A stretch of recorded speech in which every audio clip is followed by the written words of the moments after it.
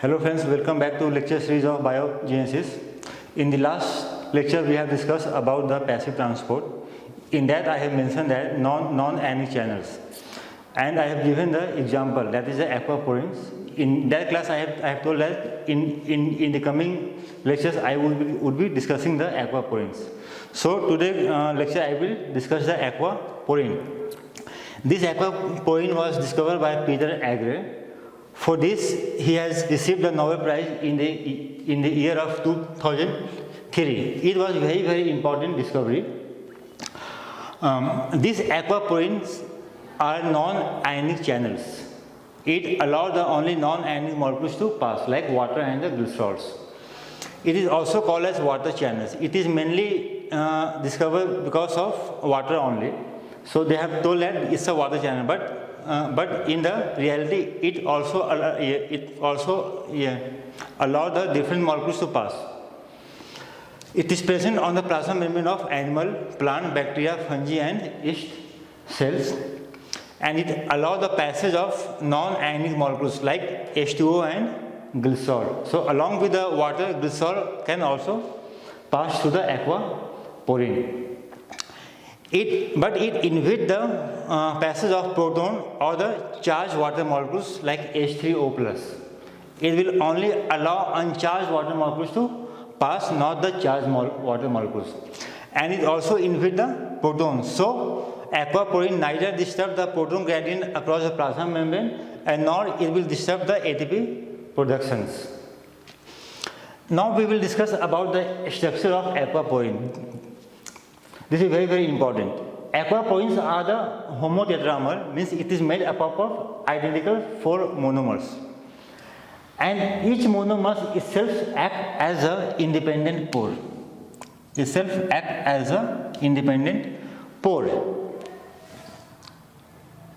So these are the 4 monomers of the aquaporins, and each monomers are acting as an independent pore. If I take a single monomer, it's a 30 kilodalton in weight, and it's a transmembrane proteins which span the membrane 6 times. And the most important thing, it also contains the NPA domains, and this NPA domain is present in the regions of hydrophobic regions of the plasma membranes. And this NPA means N means asparagine, proline and the alanine. So NPA motif, it is used for selective transport of non-ionic channels. So it is very important for the selective transport of non-ionic channels, and it's a alpha helix in the structures. So now we will discuss about the several types of aquaporin.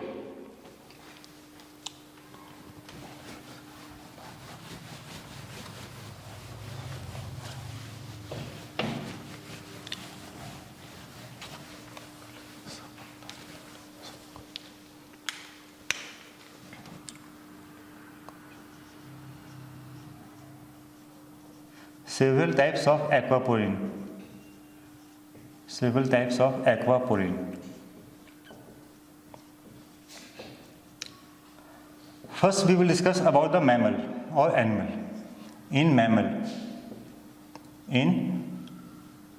mammal, it is generally 13 types of aquaporins has been discovered till now.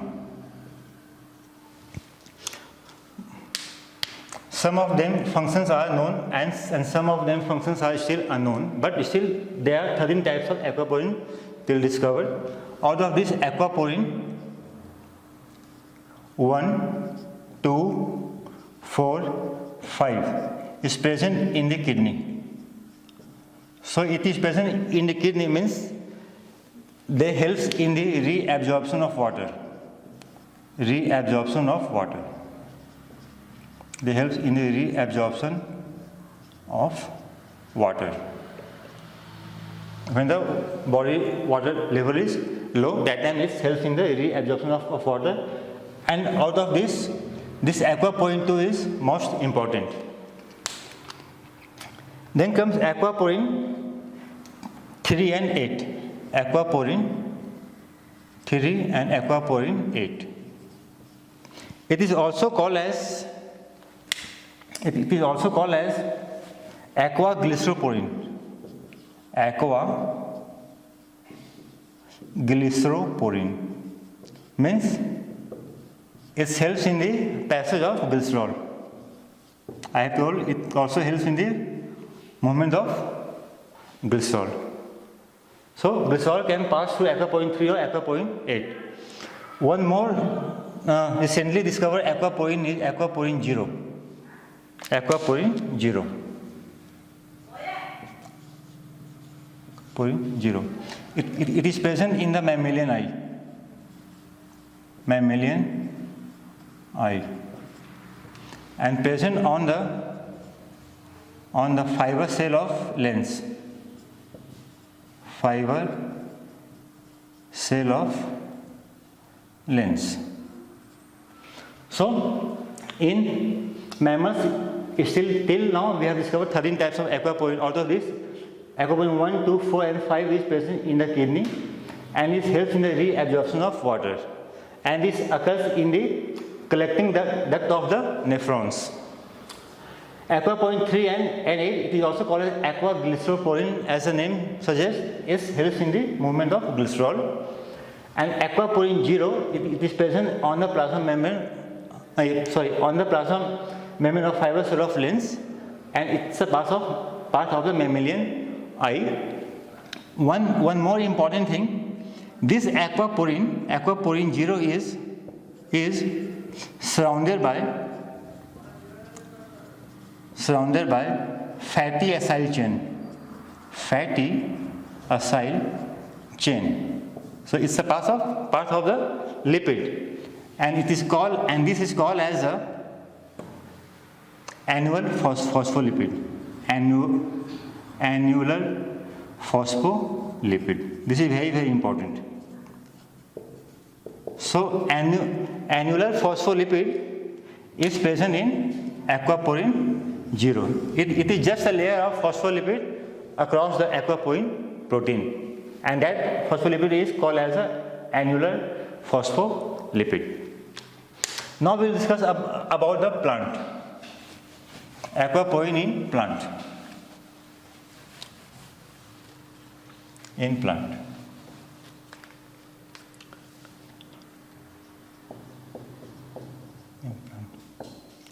In plant, there are 5 groups of aquaporin. 5 groups of aquaporin. First one, NIP. Second, PIP. Third, SIP. Fourth, TIP. Fifth is XIP. NIP means nodulin 26 intrinsic protein. Aquaporins are always intrinsic proteins. That's why we are calling it intrinsic protein. PIP means plasma membrane intrinsic protein. SIP means a small base intrinsic protein. TIP means tonoplast intrinsic protein. XIP means X intrinsic protein. These are the 5 groups of aquaporins discovered in the plant. There is one inhibitor of plant aquaporin. Plant aquaporin. And that inhibitor is mercuric chloride.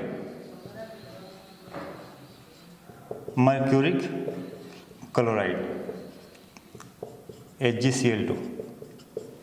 What is this? It going to inhibit the aquaporin. Because of that, it is going to affect plant development,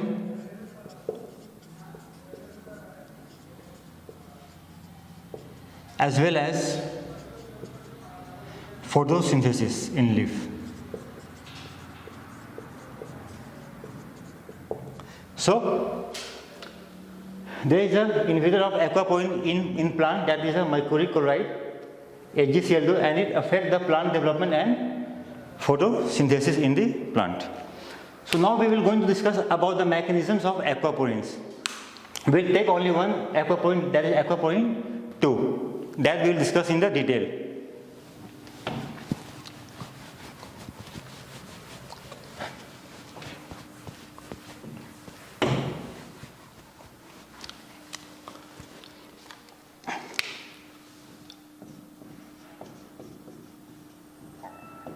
Mechanisms of aquaporin 2. It is present in the kidney,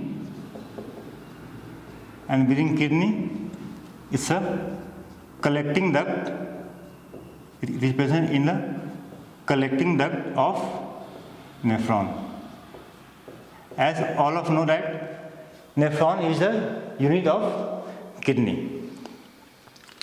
So it is present in the collecting duct of the nephrons. So if I want to draw the nephron, you are having a glomerulus like this, loops of Henle, all those things will come. I am more concerned about the collecting duct. So I will expand the collecting duct part of the nephrons.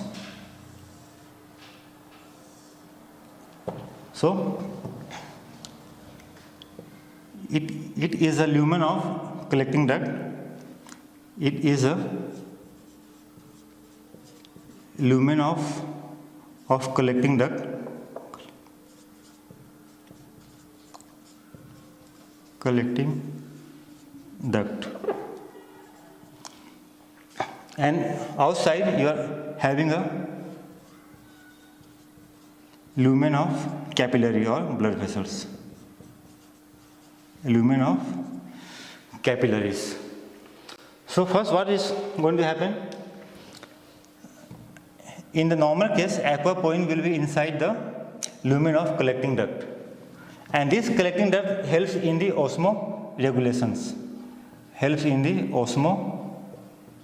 osmoregulations. So you are having aquaporin 2 in the form of vesicles. In the form of vesicles.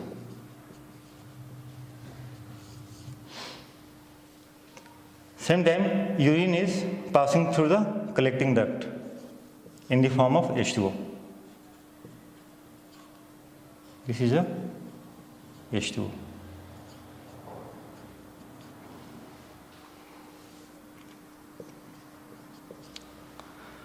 So, first case first. When body water level is low, body water level is low body water level. This low water body level is going to give the signal to vasopressins. So vasopressin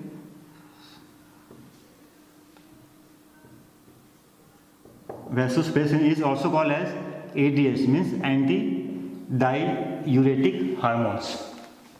This is going to activate the low body water level, and this vasopressins will go and bind to a receptor. Will go and bind to the receptor.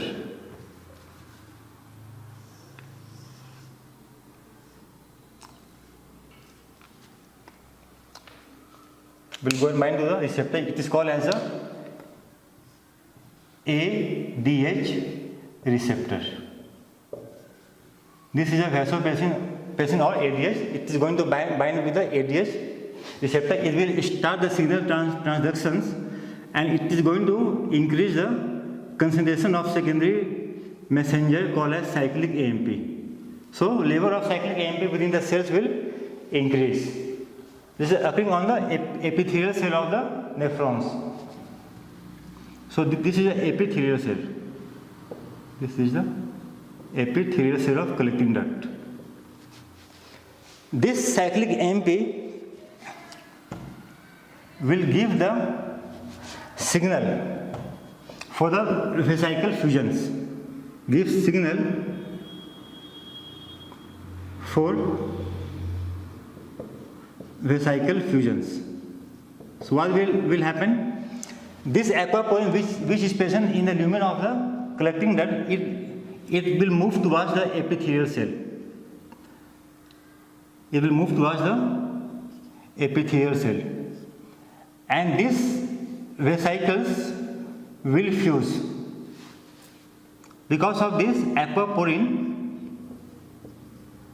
will will be now present on the epithelial cell. Like this aquaporin too is now present on the epithelial cell after the fusion of vesicles. Now what will happen here? Now the aquaporin is present on the epithelial cells. It will reabsorb the water molecules. Now the water molecules will be reabsorbed from the lumen of the collecting duct, and it will move to a lumen of the capillaries. So now water molecules will now move to the capillaries. So here concentration of water will decrease in the urine. So body will pass the urine, and that urine will be concentrated urine. Concentrated urine, and as well as frequency of urination will be less. Frequency of urination is less. So when you have a low body water level, that time body need to preserve or conserve the water. For that, it will now activate the hormones called as vasopressin, which is called as anti-diuretic hormones. It will go and bind to the receptor of vasopressin, that is called as ADH. It will start the signaling, and in that it will activate the secondary messenger called as cyclic AMP, and that it will give the signal for the vesicles fusions, and these vesicle fusions, after the vesicles, and these vesicle fusions will now put aquaporin 2 on epithelial cell. Means channel is now present on the epithelial cell. Now this aquaporin will now reabsorb the water molecules from the lumen of the collecting duct towards the lumen of the capillary. Now the body will pass the urine which will be highly concentrated, and in like this body conserve the water when there is less water level. Now case second,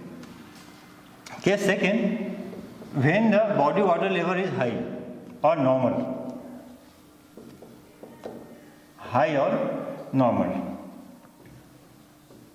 So at this time what will happen?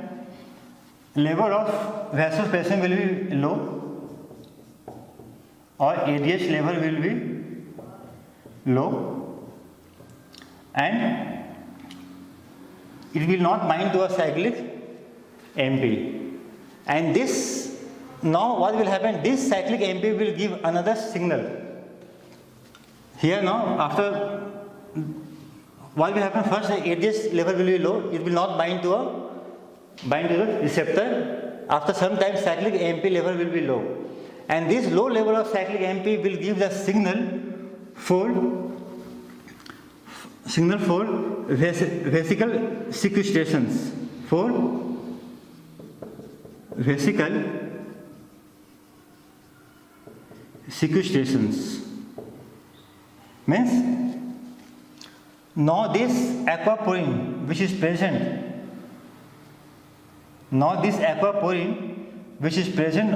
on the epithelial cell, they will now leave the aquaporin in the form of vesicles. Again they will come back to the lumen of the collecting duct in the form of vesicles. This is called as vesicle sequestrations. Because of this, now the body will pass the urine which will be diluted urine, and frequency of urination will be high. So when the water level is high, dilute urine will be passed and at the high frequency. And when the body water level is high, then the cyclic AMP level will be low, and that will help in the vesicle sequestrations. When the body water level is low, cyclic AMP will be high, and that will give the signal for the vesicles fusions. This is a difference.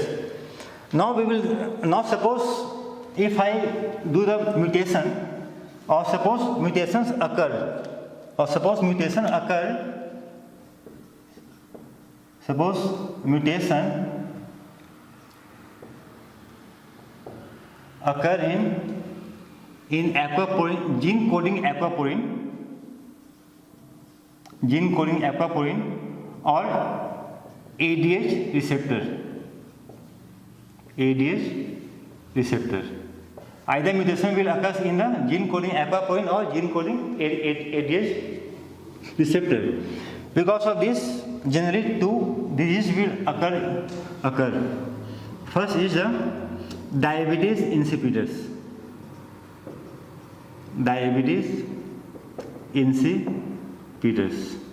Because of this, there will be the more loss of water in the form of urine.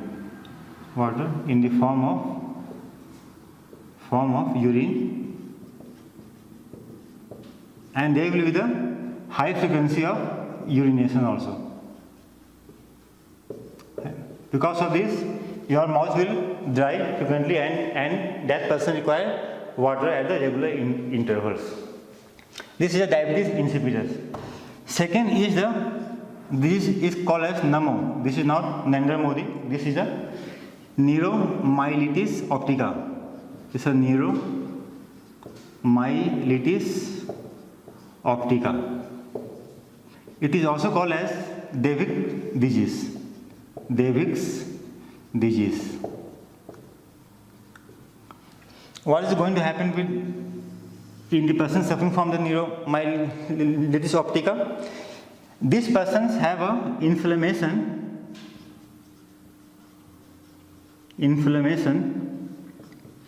plus demyelination of optic nerve as well as in spinal cord. In spinal cord.